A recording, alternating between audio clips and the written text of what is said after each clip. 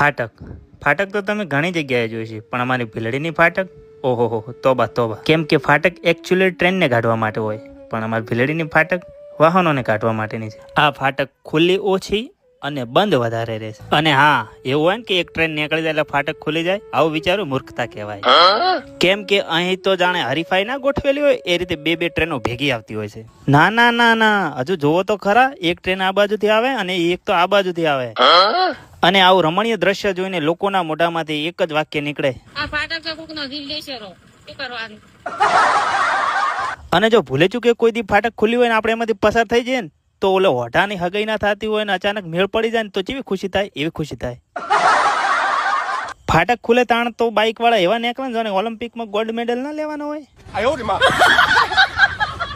પણ જો ફાટક ખુલે ને આપણે નીકળવામાં વાર કરીએ ને તો પેલો ફાટક બંધ કરતા વાર ના કરે. અને જો બંધ થઈ જાય ને તો ફરીથી ખુલવાની રાહ જોઈને ગમે એમ લમણે હાથ હાલીને ઉભા રહો.